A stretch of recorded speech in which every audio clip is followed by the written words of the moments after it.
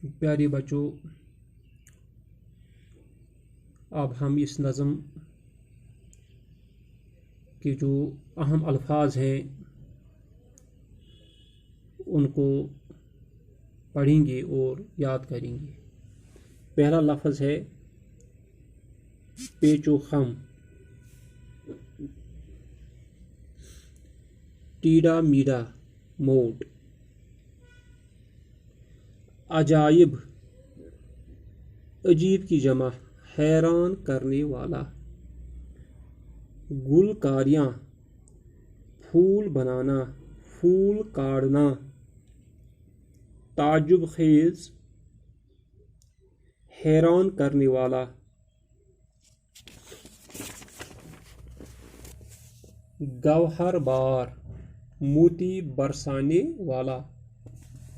گوہر، موتی بار برسانے والا۔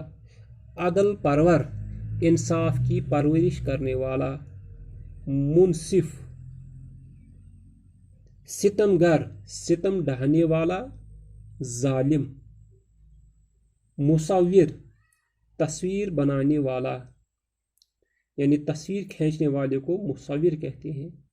انمول، جس کی کوئی قیمت نہ ہو، یعنی بہت قیمتی۔ بدبخت، بد نصیب۔ جوہر، خوبی، خصوصیت، کمال۔ عالم، علم رکھنے والا، جاننے والا۔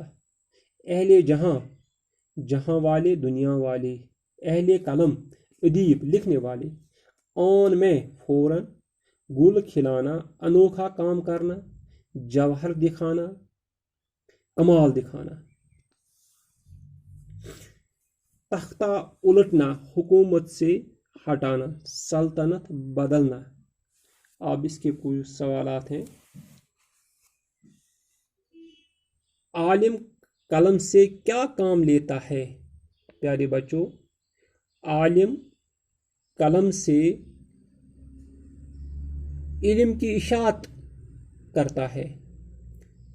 عالم قلم سے علم کی اشاعت کرتا ہے، یعنی وہ علم کو پھیلاتا ہے۔ قلم کس کے ہاتھ میں پہنچ کر حسن کا انمول نقشہ کھینچتا ہے؟ قلم مصور کے ہاتھ میں پہنچ کر حسن کا انمول نقشہ کھینچتا ہے۔ یہ نظم کس شاعر کی ہے؟ یہ نظم نشاط انصاری کی ہے۔ اب خالی جگہ ہیں۔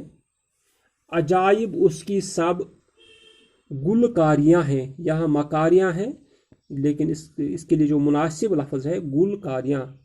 عجائب اس کی سب گلکاریاں ہیں، تو حیران کر دیا ڈیش ڈیش کو۔